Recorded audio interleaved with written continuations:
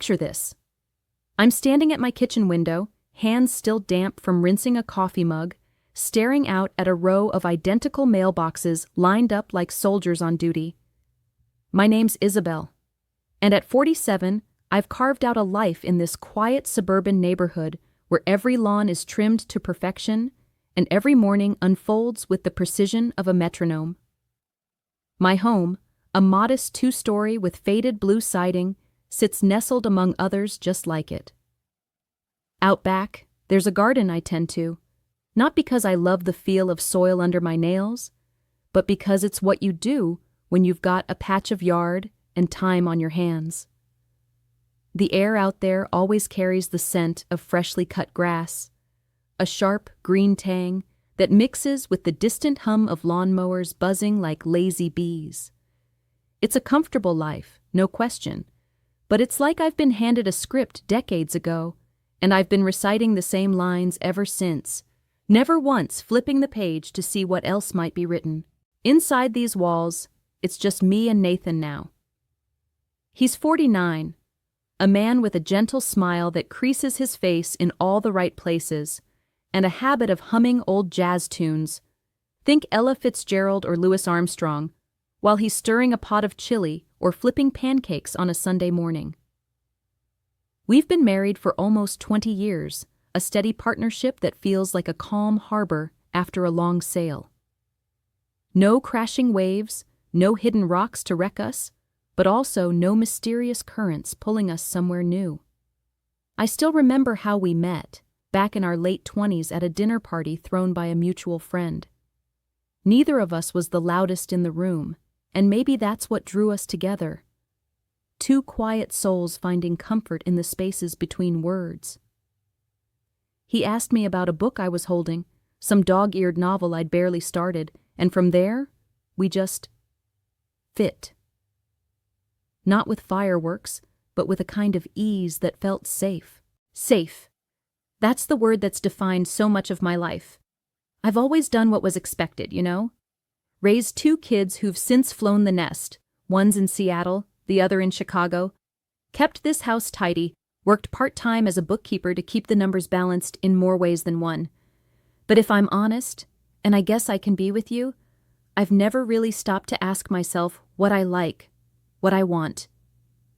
I've always picked the path I knew, the one with clear signposts, never the winding trail that might lead somewhere unexpected. My days blur together, each one a shade of gray painted over the last, until it's all just a monochrome canvas. There's a heaviness in my chest sometimes, not sadness exactly, but a quiet resignation. Like I've settled into a chair that's comfortable enough, but never quite fits the shape of me. Nathan sees it, I think. Or at least he seems to lately. That evening, everything shifted in a way I didn't see coming. We were sitting at our old oak dining table, the kind that's seen countless family dinners and late-night talks over the years. The remnants of a simple pasta dinner sat between us. Half-empty plates, a glass of water with a faint ring of condensation, and a crumpled napkin by Nathan's elbow. The kitchen light above us cast a warm golden glow, softening the edges of the room, but there was a tension in the air, something I couldn't quite name. It wasn't anger or frustration, but a heaviness, like the moment before a storm breaks. I was twirling my fork absent-mindedly, lost in my own thoughts, when Nathan set his down with a deliberate clink. He took a deep breath, his eyes locking onto mine with an intensity I wasn't used to seeing. "Isabel," he said, his voice steady but carrying a weight I couldn't ignore, "I want you to discover yourself, fully, without fear, without rules." Those words hung in the air like a strange melody, unfamiliar and unsettling. My heart quickened, a flutter of something I couldn't decide was excitement or fear. I opened my mouth to respond, my voice catching a little as I asked, "What do you mean by that?" But he just smiled, a soft, knowing smile that didn't answer anything, and said, "You'll see." I sat there, staring at him, trying to read the lines of his face for some clue. But all I found was that quiet certainty of his, like he'd already seen the path ahead while I was still fumbling for a map. The next morning, I woke up with his words still echoing in my mind, a puzzle I couldn't solve. Nathan was already up, sipping coffee at the counter, and when he saw me, he set his mug down with a small grin. "Dress comfortably today," he told me, his tone casual but firm, "and trust me." There was no room for questions in his voice, just that same quiet assurance from the night before. My hands trembled slightly as I pulled on a soft gray sweater and a pair of worn jeans, the fabric familiar against my skin, but somehow feeling like a costume for a role I didn't understand. I tied my sneakers with shaky fingers, glancing at myself in the mirror. My reflection looked back, wide-eyed and uncertain, like I was about to step off a ledge without knowing how far the drop was. We got into the car, and for about 30 minutes, we drove in silence. The suburbs faded behind us, the neat rows of houses giving way to a quieter, more secluded part of town I'd never been to before.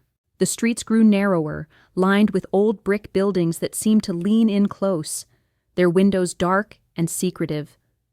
Flickering streetlights cast uneven shadows on the pavement, and I felt a knot tighten in my stomach with every turn. Finally, we pulled up to an unassuming building, its exterior a dull gray, almost blending into the overcast sky above. My pulse was a drumbeat in my ears as Nathan turned off the engine and looked at me with that same unreadable expression. "This is it," he said softly, and I followed him out of the car, my legs feeling like they might give way beneath me. We stepped through a heavy wooden door, and the air inside hit me with a subtle warmth, tinged with the faint scent of lavender and something earthy I couldn't quite place. My sneakers squeaked faintly on the polished floor as a woman approached us, her smile wide and welcoming. She introduced herself as Mara, her voice smooth like honey, and her eyes seemed to see right through the layers of uncertainty I was wearing like a second skin. She gestured for us to follow her deeper into the building, and as we walked, I noticed the hallway walls were adorned with abstract paintings, swirls of color that seemed to pulse with a life of their own. My mind raced with questions, but I kept silent, clinging to Nathan's presence beside me like a lifeline. We entered a large open room, and I stopped short, taking it all in. The space was unlike anything I'd expected. Soft cushions in muted tones of blue and gray were scattered across the floor, inviting and haphazard, like they'd been tossed there by some unseen hand. Warm amber lighting spilled from lamps perched on low tables, casting a golden haze over everything, softening the edges of the room until it felt almost dreamlike. Sheer fabric draped the walls, swaying gently as if caught by a phantom breeze, and the effect was both calming and disorienting, like stepping into another world. A small group of people sat in a loose circle on the cushions, men and women of different ages, all dressed in casual clothes, their faces open and unguarded in a way that made my chest tighten with something I couldn't name. Mara turned to me, her gaze steady and kind, and explained that this place, Haven, was a sanctuary for self-discovery through connection, vulnerability, and touch. My breath caught as her words sank in. This wasn't just some therapy group or meditation retreat. It was something else entirely.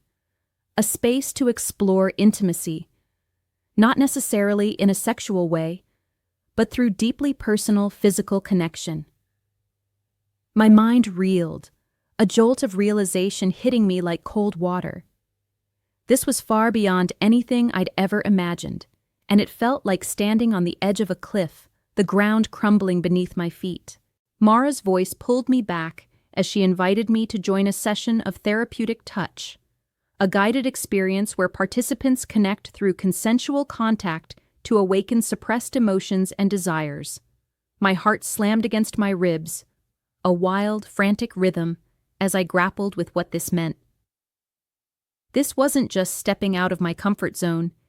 It felt like a betrayal of the safe, predictable life I'd spent decades building. Every instinct screamed at me to turn around, to walk out that door and back to the familiar hum of my suburban routine. But there was another part of me, small and buried, that flickered with curiosity, with a hunger I didn't fully understand. I glanced at Nathan, searching for some sign of what he was thinking, but he just gave me a small nod. His expression encouraging, but unreadable, as if he'd already decided to let me navigate this on my own. I hesitated, then took a shaky step forward, lowering myself onto one of the cushions as the group made space for me. The fabric was soft beneath my hands, grounding me even as my mind spun.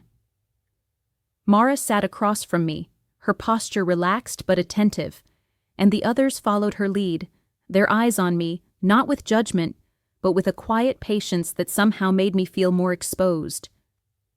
She asked me a simple question, her voice gentle but piercing. "What do you feel right now?" I opened my mouth, but no words came. My throat was tight, a knot of unspoken things I'd carried for years, and I just sat there, silent, for what felt like an eternity. Then another question came, softer this time. "What do you want?" I didn't know. I'd never let myself ask that before. My hands clenched in my lap as I sat there, the weight of Mara's question pressing down on me like a physical force. What do I want? The words looped in my mind, a riddle with no answer, while the room seemed to close in, the amber light flickering at the edges of my vision. My heart was still racing from the sheer unfamiliarity of this place, this moment, and I could feel the eyes of the group on me, not pressing, not demanding, but waiting. It was a kind of patience I wasn't used to, and it made my skin prickle with a mix of discomfort and something else, something I couldn't name yet. I shifted on the cushion, the soft fabric brushing against my palms, and tried to steady my breathing, but every inhale felt shallow, like I couldn't quite fill my lungs. Mara didn't push. She just watched me with that calm, knowing gaze, and after a moment, she suggested we move into a guided exercise, something about trust and connection through touch. My stomach twisted at the idea, a sharp pang of unease cutting through the haze of my thoughts. She explained it would involve pairing up with someone, facing each other, and exploring boundaries in a safe, consensual way. A way to release emotions we've held on to for too long. The words landed heavy, each one a stone added to the pile already sitting on my chest. I wanted to say no, to stand up and walk out, back to the safety of my kitchen window and the predictable rhythm of my days. But then I pictured Nathan's face from earlier, that quiet nod he gave me before stepping back, leaving this choice entirely in my hands. Was this what he meant by discovering myself without rules? Was this the edge he wanted me to step over? I couldn't tell if I was honoring his trust or betraying it by even considering this. The thought of crossing a line I couldn't uncross gnawed at me, a cold whisper of doubt that made my fingers tighten into fists. Mara must have seen the storm brewing behind my eyes because she moved closer, settling on a cushion beside me. Her presence was warm, grounding, like a steady hand on a shaky shoulder. "Isabel," she said softly, her voice a soothing thread pulling me back from the brink of panic. "This is about you, not anyone else, not expectations, not obligations. You can stop at any time. You're in control here." Her words were simple, but they cut through the noise in my head, offering a lifeline I didn't expect. I looked at her, really looked at her, and saw nothing but sincerity in her expression. No judgment, no pressure, just an invitation to explore something I'd never dared to before. And yet, beneath that invitation, I felt the weight of my own curiosity wrestling with decades of restraint, a battle between the part of me that wanted to stay hidden and the part that ached to be seen. After a long, trembling breath, I nodded, barely perceptibly, but it was enough. Mara gave me a small, encouraging smile and gestured toward the group where people were already pairing up, their movements slow and deliberate, like they were handling something fragile. My eyes landed on a man named Eli, someone I'd noticed earlier in the circle. He was in his late 30s, I'd guess, with kind, patient eyes that seemed to hold no expectations, just a quiet openness. Mara paired us together, and as we stood face to face, the rest of the room seemed to fade into a soft blur. My pulse thrummed in my ears, loud and insistent, as Mara's voice guided us from somewhere in the background. She told us to maintain eye contact, to breathe in sync, to let our breaths become a shared rhythm. I stared into Eli's eyes, a warm brown that reminded me of autumn leaves, and felt my chest tighten with the raw vulnerability of it. I'd spent so long avoiding this kind of closeness, even with people I knew well, and now here I was, locked in a gaze with a stranger, trying to match the rise and fall of his breathing with my own. It was awkward at first, my breaths uneven and ragged, but slowly, almost imperceptibly, they began to align with his. In that moment, something shifted inside me, like a locked door creaking open just a sliver. I could feel the tension in my shoulders start to loosen, though my heart still raced with the unfamiliarity of it all. As the session progressed, I found myself stepping further into this uncharted territory, guided by Mara's steady voice and the quiet trust building within the group.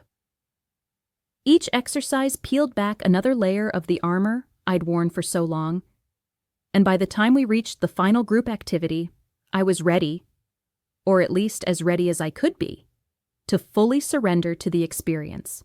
We formed a tight circle on the soft cushions, our knees brushing against one another as we sat close, the air between us thick with shared vulnerability. Mara instructed us to offer a gentle, affirming touch to the person beside us, a hand on a back, a squeeze of a shoulder, while speaking a single word that captured what we felt in that exact moment. My pulse quickened again, but this time it wasn't just fear. It was anticipation, a raw energy pulsing through me as I waited for my turn.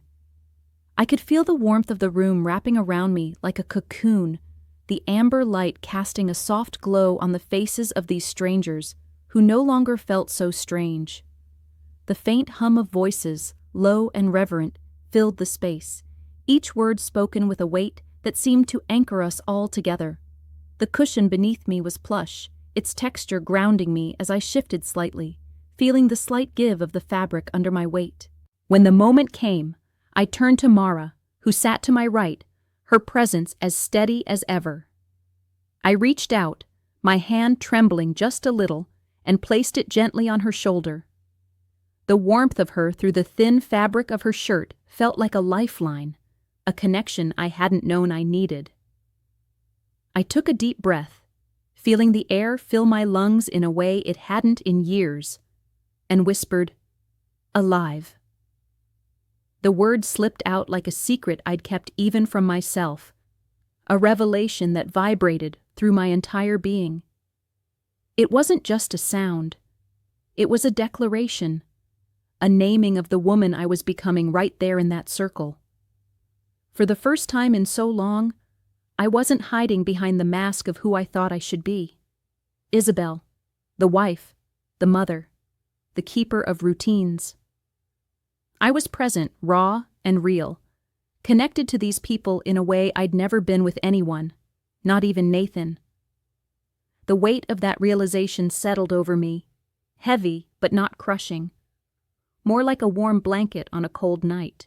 As the circle continued, hands found my shoulders, their weight both grounding and uplifting. Someone to my left, a woman with a soft voice, murmured, "Strong." And the word landed in my chest like a stone dropped into still water, sending ripples through me. Another hand, firmer this time, rested on my back, and Eli's voice came, quiet but clear, saying, "Open." Each word felt like a mirror held up to parts of me I'd never dared to look at, reflecting a version of myself I was only just beginning to recognize. My chest seemed to expand with every breath, each inhale deeper and fuller than I could remember, as if I was breathing for the first time in decades. Tears streamed down my face, warm and unchecked, tracing paths along my cheeks and dripping onto my lap.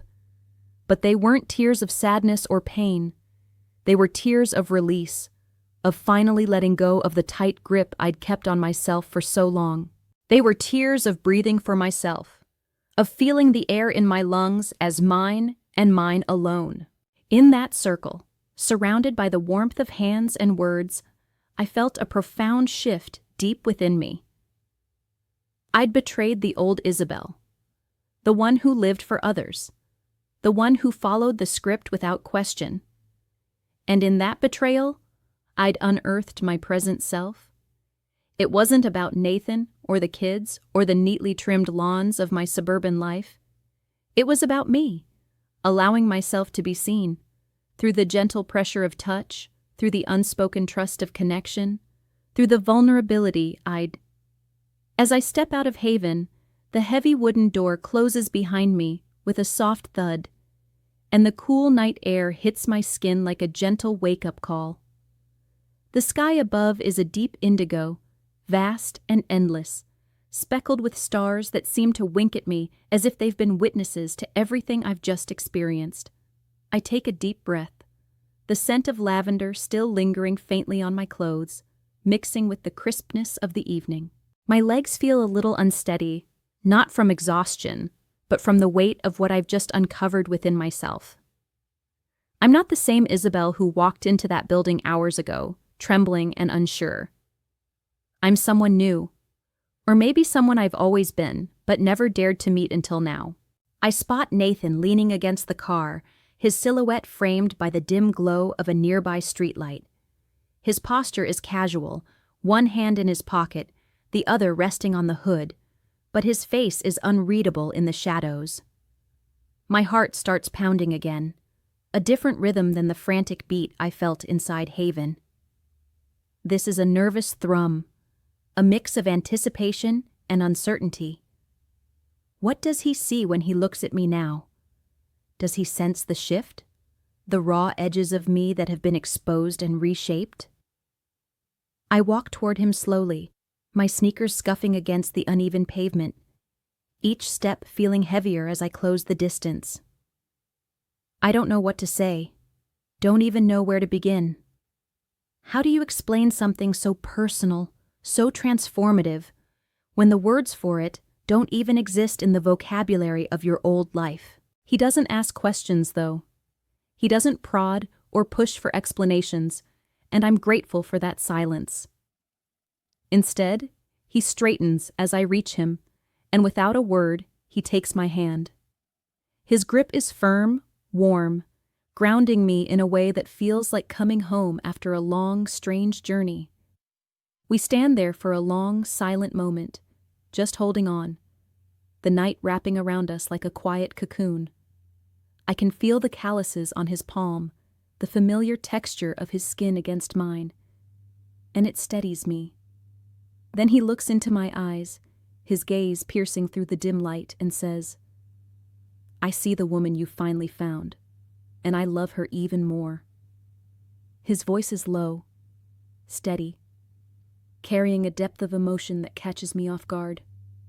Those words are a balm, soothing the lingering doubts that had prickled at the edges of my mind. They're a confirmation that this journey, though it was mine alone to walk, has somehow deepened the bond between us in ways I couldn't have imagined.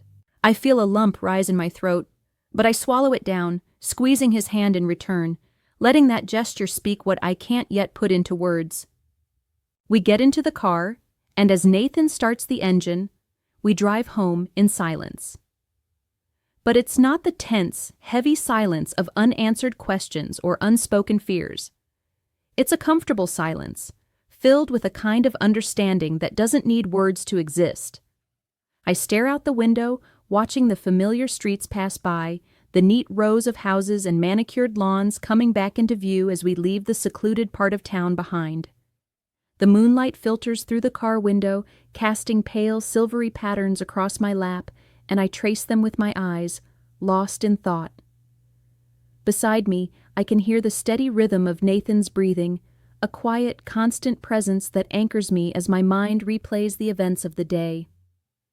I think about the warmth of that circle, the weight of hands on my shoulders, the words that felt like mirrors reflecting parts of me I'd never seen. I think about how I whispered alive and meant it, how I felt my chest expand with breaths that were truly mine for the first time in years. When we pull into our driveway, the house looks the same as it always has. Faded blue siding, the porch light flickering slightly, as it always does. But I feel different stepping out of the car, crossing the threshold into our familiar space. Nathan heads to the kitchen, probably to make a late-night cup of tea, while I pause in the hallway, realizing that despite the unchanged exterior, something within me has shifted, and this place feels like home in a way it never has before. Don't forget to subscribe, like, and comment if you enjoyed this story. This will help us create more engaging stories for you.